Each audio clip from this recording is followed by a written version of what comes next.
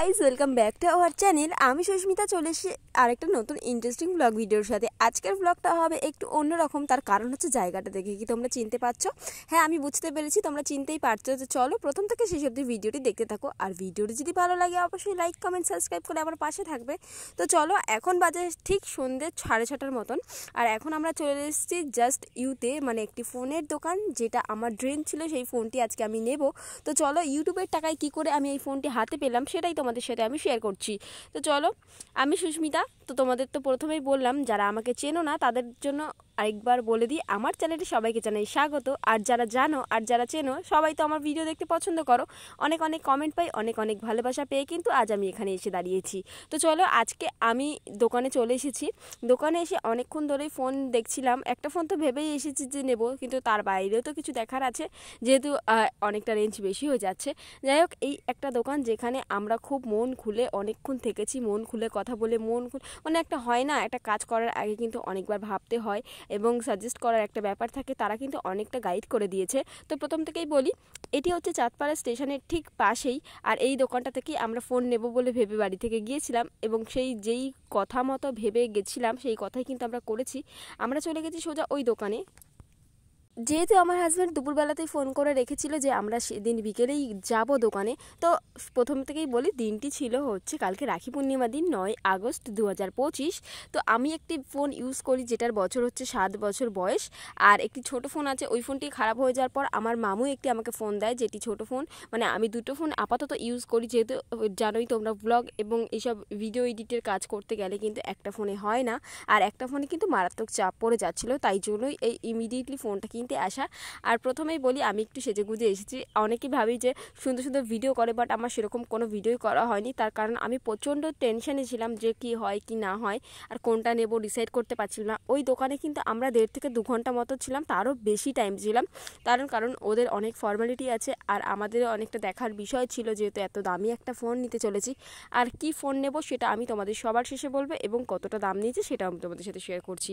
তো চলো, দেখতেই পাচ্ছ দোকানটা কিন্তু ভীষণ সুন্দরভাবে সাজানো, আর তাদের ব্যবহার তো বলা বাহুল্য, এত সুন্দর ব্যবহার ছিল। আর ব্যবহারের জন্য মানুষ যেখানে যায় সেটা তো মানে খুবই সুন্দর একটা জায়গা। আর এখানে কিন্তু জাস্ট ইউ বলে দোকানটার নাম, একদম স্টেশন থেকে নেবেই যেই বাজারটা আছে, টোটো যায় বাজার, চাঁদপাড়া বাজার দিকে আসে, তার ঠিক উল্টো সাইডে ঢাকুরিয়ার ওই রোডের দিকে যেতে।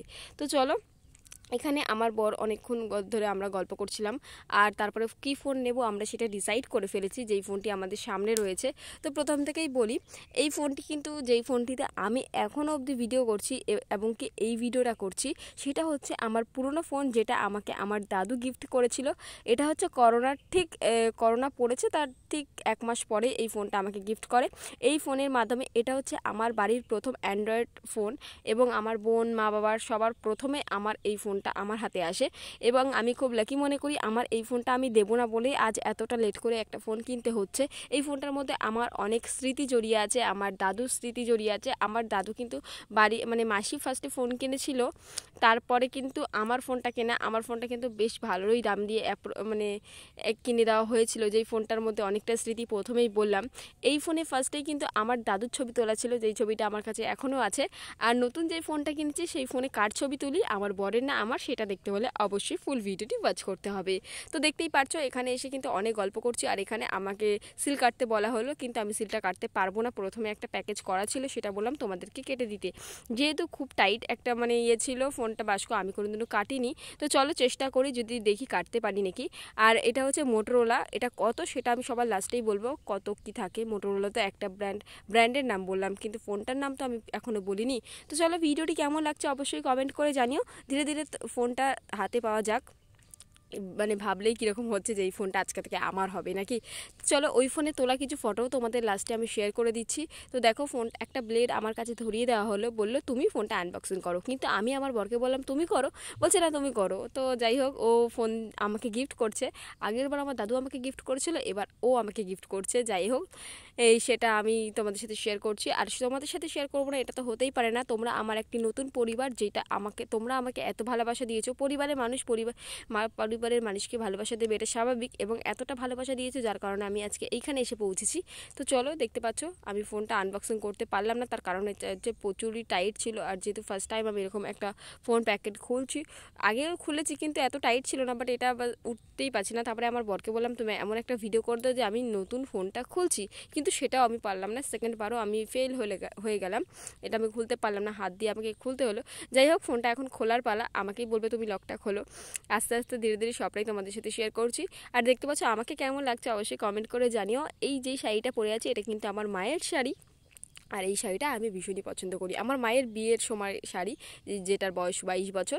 আর ফোনটা আমি খুলে ফেলেছি, এটা হচ্ছে গ্রিন কালার পেছনে, আর ফোনটা ভীষণই হালকা, সেটটা এত সুন্দর দেখতে, মানে আমিও প্রেমে পড়ে গেছি। বাট কী করে আমি ইউজ করবো জানি না, কারণ কি এই ফোনটা যেমন যেটা আমি এখন ব্যবহার করছি, সেই ফোনটা আমি যেখানে সেখানে মাটিতে, রাস্তাঘাটে যেখানে সেখানে বসে ভিডিও করতাম।